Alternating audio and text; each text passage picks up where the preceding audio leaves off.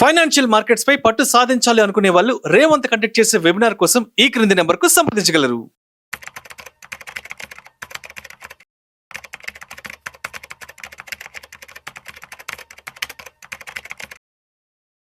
Welcome to Vishnu talks. నేను విష్ణు, ప్రస్తుతం పాటు సర్టిఫైడ్ ఫైనాన్షియల్ ప్లానర్ మాధవిరెడ్డి గారు ఉన్నారు. వారితో మాట్లాడదాం. నమస్తే మాధవిరెడ్డి గారు. నమస్తే అండి. మాధవిరెడ్డి గారు, welcome to market weekend outlook. So ఇవాళ మనం శుక్రవారం మార్కెట్ వీకెండ్ గురించి మాట్లాడుకోబోతున్నాం.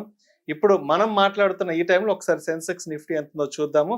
సెన్సెక్స్ విషయానికి వస్తే 80,596, నిఫ్టీ విషయానికి వస్తే 24,384. అంటే ఇవాళ శుక్రవారం ఉదయం 11 గంటలకు ఉన్న నంబర్స్ గురించి మనం మాట్లాడుకుంటున్నాం, మార్కెట్ అప్డేట్ మాట్లాడుకుంటున్నాం.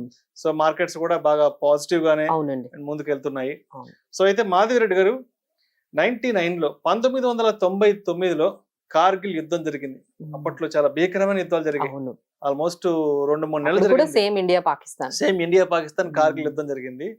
అండ్ ఇప్పుడు మళ్ళా చూస్తున్నాం 25 ఏళ్ల తర్వాత 2025లో ఈ పెహల్గామ్ ఘటన దృష్ట్యా దాని వల్ల మళ్ళా ఈ మధ్య గత వారం రోజుల నుంచి పాకిస్తాన్ ఇండియా మధ్య కొంత ప్రతీకార దాడులు జరుగుతున్నాయి. మరి 1995లో కార్గిల్ యుద్ధం జరిగినప్పుడు అప్పుడు సెన్సెక్స్, నిఫ్టీ ఎలా బిహేవ్ చేశాయి? ఇప్పుడు ఈ 2025లో ఈ పెహల్గామ్ అంశం దృష్ట్యా, సో ఇప్పుడు జరుగుతున్న ఈ ప్రతీకార దాడుల నేపథ్యంలో ఇప్పుడు సెన్సెక్స్, నిఫ్టీ ఎలా బిహేవ్ చేస్తున్నాయి? సో అప్పటికి ఇప్పటికి చాలా డిఫరెన్స్ అనేది కనిపిస్తుందండి. అప్పుడు యుద్ధం ఎట్లా ఉండిందంటే లైక్ ఎక్కువగా మీరు అన్నట్టుగా దాడుల రూపంలోని అట్లా మనకి ఫైరింగ్ అట్లా. ఈసారి అసలు స్టార్ట్ అవ్వడమే డిప్లొమాటిక్ వేలో వాళ్ళు, అంటే లైక్ డిప్లొమాటిక్ వేలో వాళ్ళు యుద్ధం అనేది స్టార్ట్ చేశారు. Like surgical strikes in a diplomatic way అని స్టార్ట్ చేసి ఎక్కడికక్కడ పాకిస్తానీస్ ని వెళ్ళిపోమనడం కానీ, లేకపోతే మనకి అక్కడ వాటర్ ని మనకి అక్కడ ఇండస్ వాటర్ సింధు జలాలను ఆపేయటం కానీ, ఇలా ఈ విధంగా స్టార్ట్ చేసి ఇప్పుడు మనం ఫైనల్ గా యుద్ధంలోకి అనేది వెళ్తూ ఉన్నారండి. సో ఇది అందరు కూడా, కొంతమంది క్లయింట్స్ కూడా మాకు కాల్ చేసి ఇదే భయపడుతూ ఉన్నారు. మేడం, వార్ అయితే చాలా ఇంటెన్సివ్ గా జరుగుతుంది అంటున్నారు, వారైతే ఇక తప్పదు, వారైతే కంపల్సరీ జరుగుతుంది అంటున్నారు, మాకు చాలా భయం వేస్తుంది, మేము కొంచెం మార్కెట్ లో కొంచెం ప్రాఫిట్స్ ఏమైనా ఉంటే తీసుకొని వెళ్ళిపోదాం అనుకుంటున్నాము. నేను ఎంత చెప్పినా సరే సార్, అంతా మీకు అంత భయపడాల్సిన అవసరం లేదు అని చెప్పినా, బట్ కొంతమంది ఇన్వెస్టర్స్ ఏంటంటే ఈ టీవీలో మనకి వస్తున్న, మీడియాలో వస్తున్న న్యూస్ చూసి ఇది చాలా భయంకరంగా జరగబోతోంది అనేటట్టుగా వెళ్తున్నారు. సో మనం ఒక్కసారి హిస్టరీని, మీరు అన్నట్లుగా ఒక్కసారి హిస్టరీ మనం చూసుకున్నట్టయితే, అప్పుడు వార్ అండ్ సెన్సెక్స్ ఈ రెండిటి మధ్య మనం గానీ ఈ కంపారిజన్ గానీ మనం చూసుకున్నట్లయితే, అప్పుడు మీరు అన్నట్టుగా 1999లో May 3 స్టార్ట్ అయిందండి వార్. May 3 నుంచి జూలై 26 వరకు జరిగిందంటే దాదాపుగా 3 నెలలు మనకి వార్ అనేది కంటిన్యూస్ గా జరిగింది. అప్పుడు మనకి ఒక ఫస్ట్ వార్ స్టార్ట్ అయినా ఒక 1-2 వీక్స్ కొంచెం మార్కెట్స్ తగ్గినట్టు అనిపించినా, బట్ ఎప్పుడైతే వార్ ఇంకా చివరి దశకు వచ్చేసిందో మార్కెట్స్ చాలా వరకు రికవరీ అయిపోయాయండి. ఇక వార్ కూడా కంప్లీట్ అవ్వలేదు, బట్ ఆల్మోస్ట్ అప్పుడు కూడా 25% సెన్సెక్స్ పెరిగింది, గోల్డ్ తగ్గింది. ఈ విధమైన చేంజెస్ ఆ వార్ టైంలో మనము చూసామండి. సో అప్పుడే అందరూ అర్థం చేసుకున్నారు, Indian markets are very much resilient all these crisis. ఎలాంటి క్రైసిస్ వచ్చినా, మీరు కోవిడ్ క్రైసిస్ తీసుకోండి, తర్వాత యుక్రెయిన్ రష్యా వార్ తీసుకోండి, ఇప్పుడు జరుగుతున్న ఇది తీసుకోండి, లేదు మన ఎలక్షన్స్, యుఎస్ ఎలక్షన్స్, మీరు ఎన్ని తీసుకోండి ఈ క్రైసిస్, అన్ని క్రైసిస్ లో కూడా మేబీ కొంత వాలటిలిటీ అయితే తప్పదండి. కొంచెం వచ్చిన ఇన్ఫర్మేషన్ బట్టి మార్కెట్స్ కొంచెం తడబడుతూ ఉండొచ్చు, but definitely end of the day ఎప్పుడైతే ఇది కొంచెం క్లోజ్ అవుతుంది అనగానే ఇమ్మీడియట్ రికవరీ అయితే చూడొచ్చు. సో ఎవరు కూడా మీరు భయపడి ఇలాంటి డెసిషన్స్ తీసుకోకండి. That is the best example what happened in Kargil war. మనకి మంచి ఎగ్జాంపుల్ గా మీరు కావాలంటే అప్పుడు ఉన్న మీరు ఇన్పుట్స్ ని మీరు కూడా చెక్ చేసుకోండి. సో దట్ భయం అనేది కొంచెం ఈ మార్కెట్ లో మన డబ్బు మీద, ఏమైనా మన ఇన్వెస్ట్మెంట్స్ మీద ఉండే ఏదైతే మీకు ఆ ఫియర్ ఉంటుందో కొంచెం అయితే డెఫినెట్ గా తగ్గుతుందండి. సో ఆల్మోస్ట్ అప్పుడు కూడా కొంచెం కరెక్షన్ వచ్చింది కానీ, బట్ ఆల్మోస్ట్ పూర్తిగా అది మనకి రికవరీ అనేది అయిపోయి 25% వరకు మార్కెట్స్ పెరిగాయండి. ఇప్పుడైతే అసలు ఆల్మోస్ట్ మళ్ళీ పాజిటివ్ లోనే స్టార్ట్ అయిపోయాయి మార్కెట్స్. అండ్ ఇక జిఎస్టీ కలెక్షన్స్ విషయానికి వస్తే all time high GST collections almost 12.6% all time హైలో ఉన్నాము. 2.37 లక్షల కోట్ల రూపాయల జిఎస్టీ కలెక్షన్స్ మొన్నటి వరకు రావడం జరిగింది, ఏప్రిల్ వరకు. సో ఏంటి ఇప్పుడు అంటే GST collections all time high వరకు వచ్చేసాయి కాబట్టి, ఆల్ టైమ్ హైలో ఉన్నాయి కాబట్టి, సో ఇది మార్కెట్ కి ఏ విధంగా వెన్నుదనగా నిలిచే అవకాశం ఉందంటారు? సో అన్ని మార్కెట్స్ తో, స్టాక్ మార్కెట్స్ తో పోల్చుకుంటే ఆఫ్టర్ ట్రంప్ ఇంపాక్ట్ తర్వాత మన మార్కెట్స్, ఇండియన్ మార్కెట్స్ ఎక్కువగా పాజిటివ్ గా రికవరీ, లోస్ నుంచి రికవరీ అవ్వడానికి కారణం ఏంటంటే ఇక్కడ ఉన్న మన ఎకనామిక్ పాజిటివ్ ఫ్యాక్టర్స్ అండి. ఒకటి కాదు, రెండు కాదు, అసలు ఎన్ని పాజిటివ్ ఫ్యాక్టర్స్ ఉన్నాయంటే మీరు అర్థం చేసుకోవాలి. ఈవెన్ వార్ సిచ్యువేషన్ లో కూడా మార్కెట్ ఈ విధంగా పాజిటివ్ గా వెళ్తుంది అంటే యూ క్యాన్ ఇమాజిన్ ఎంత పాజిటివ్ గా మన ఎకనామిక్ ఫ్యాక్టర్స్. ఇప్పుడు 1 by 1 మీరు స్టార్ట్ చేసిన దాంతోనే మనం మొదలు పెడతాము.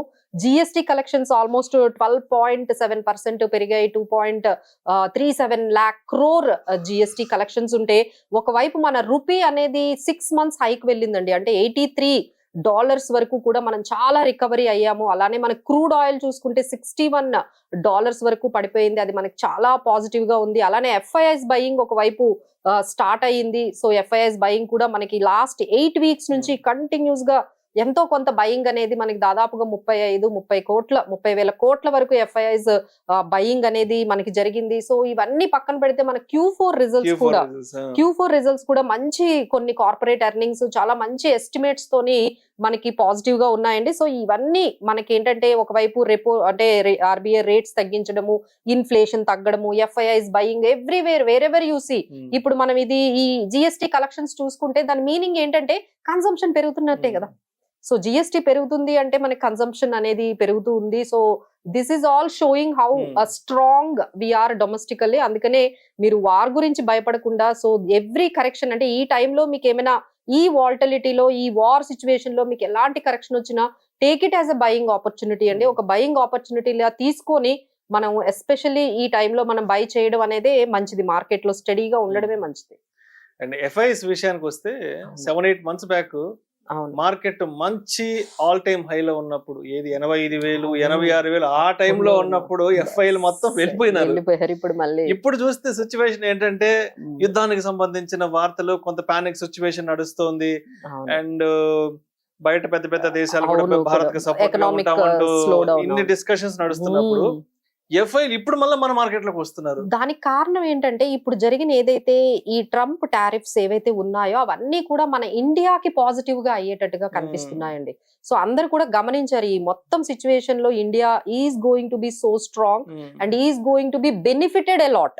మిగతా కంట్రీస్ తో పోల్చుకుంటే మన ఇండియా మంచిగా ఈ మొత్తం ఎపిసోడ్ లో ఏదైతే జరుగుతుందో, సో ఒకవైపు యుఎస్ స్లో డౌన్ కానీ, యుఎస్ లో డీడాలరైజేషన్ సిచ్యువేషన్ కానీ, ఒకవైపు అక్కడ ఉన్న ఎకనామిక్ స్లో సిచ్యువేషన్ కానీ, అంటే మొత్తం ఎకానమీలో ఉన్న స్లో డౌన్ లో మొత్తం తీసేసుకుంటే మన ఇండియా సెపరేట్ గా అందరూ దాన్ని చాలా పాజిటివ్ గా చూస్తున్నారండి మొత్తం దీంట్లో. సో అందుకనే అంత ఎఫ్ఐఐస్ బయింగ్ అనేది మనకి ఈ వార్ సిచ్యువేషన్ లో కూడా బై చేస్తున్నారంటేనే అర్థం చేసుకోవచ్చు వాళ్ళకి మన మార్కెట్స్ మీద ఎంత నమ్మకం ఉందో అనేది మనకు అర్థమవుతుంది. సో రిజల్ట్స్ కూడా మనం చూసుకుంటే Adani ports, IOC, Adani enterprise, RailTel corporation, DCB bank, అలానే మనకి home first finance, Indus towers, Vedanta, VBL, JSW infra, ఇలా చాలా కంపెనీస్ అండి, చాలా కంపెనీస్ మనకి పాజిటివ్ లోకి మనకి వచ్చాయి. అలానే రేపు కూడా చాలా కంపెనీస్, అంటే ఈ రోజు అంటే state bank of India, Kotak Mahindra bank, avenue super markets, Indian bank, ఇలాంటి చాలా పెద్ద కంపెనీలు ఇంకా రిజల్ట్స్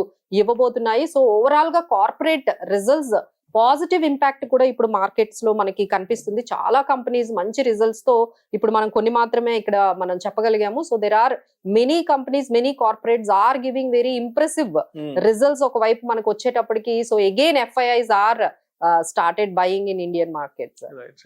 అండ్ యుద్ధానికి సంబంధించి కూడా ఒకవేళ యుద్ధం కనుక సీరియస్ గా అయితే ట్రంప్ గారు కూడా ఒక కీలక అనౌన్స్మెంట్ ఇచ్చారు. నా కంప్లీట్ సపోర్ట్ భారత్ కే ఉంటుంది, మోదీ గారు నా సన్నిహితుడు, నా స్నేహితుడు అయినా, ఇంకా ఏదైనా అయితే నేను పాకిస్తాన్ మీద డెఫినెట్ గా సీరియస్ యాక్షన్ తీసుకుంటానంటూ కూడా నిజంగా ఆయన చేసిన వ్యాఖ్యలు కూడా ఇవాళ మార్కెట్ కు కొంత సపోర్ట్ కూడా ఇవ్వడం జరిగింది. ఎందుకంటే ఇంకా ఎవరికి ఒక ఆప్షన్ లేదండి. మన వాళ్ళు ఏం చేశారంటే ఆధారాలతో సైతం ఇక్కడ జరిగింది, ఎవరైతే చేశారో అదంతా కూడా అక్కడ ఉన్న నేషనల్స్ చేసిందే అని ఆధారాలతో అందరూ పక్కన పెట్టేటప్పటికి ఇంకొక ఆప్షన్ లేకుండా అందరూ మనకే ఇప్పుడు సపోర్ట్ చేస్తున్నారండి. So definitely it is going to be a very very win situation. అలానే ఒకవైపు యుఎస్ ట్రేడ్ టాక్స్ కూడా చాలా చాలా పాజిటివ్ గా ఇండియాతో వెళ్తున్నాయండి. సో ఇది ఎంటైర్ ఎపిసోడ్ కూడా మన మార్కెట్స్ కి చాలా పాజిటివ్ గా అనిపిస్తుంది. సో మనం నెక్స్ట్ చూసుకున్నట్లయితే ఈ వీక్ అంతా కూడా నిఫ్టీ క్యాన్ రేంజ్ బిట్వీన్ 24,200 నుంచి 24,700, 24 ఈ రేంజ్ వరకు కూడా మార్కెట్స్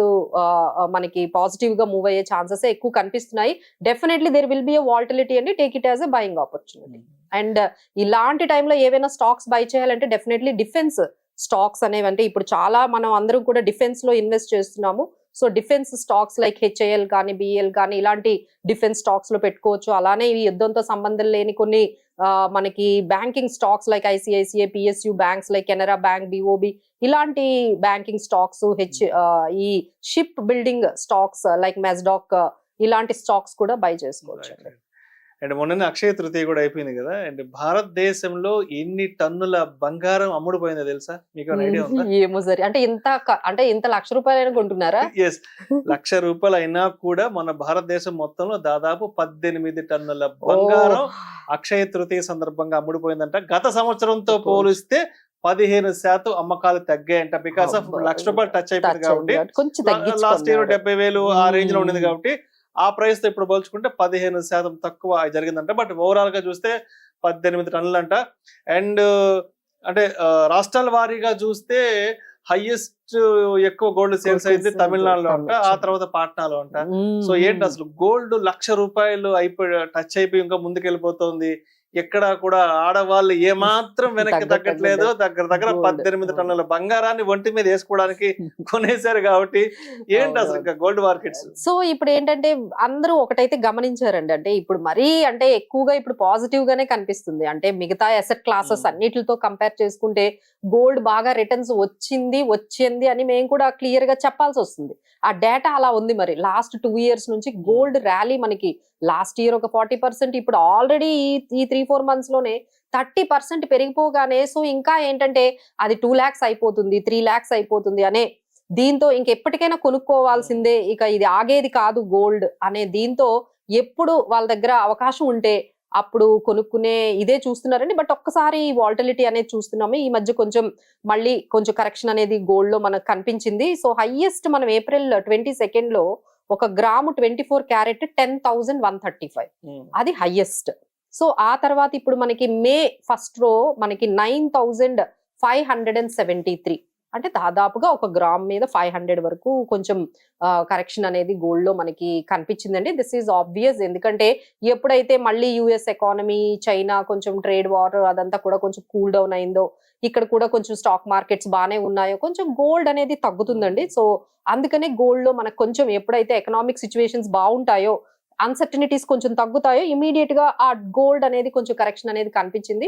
బట్ లాంగ్ టర్మ్ లో చూసుకుంటే మీకు ఇది ఒక 5 years 6 years చూసుకుంటే మీకు ఎప్పుడు గోల్డ్ లో రిటర్న్సే గానీ మనం అందరూ చెప్పుకున్నట్టు 40-30% కరెక్షన్స్ అయితే మనం ఎప్పుడు చూడలేదు, ఇక రావు కూడా. Maybe you can see up to ఒక 1 lakh నుంచి ఒక 10% కరెక్షన్, అంటే ఒక 90,000 మాక్సిమం అంతవరకు చూడొచ్చండి. But we can see the gold rally, ఎందుకంటే ఇన్ఫ్లేషన్ అనేది బాగా పెరుగుతూ ఉంటుంది కాబట్టి. సో ఇన్ఫ్లేషన్ తగ్గట్టుగా ఏమైనా ఈ రిస్క్స్ అనేవి తగ్గినా ఇన్ఫ్లేషన్ తగ్గదు కదా.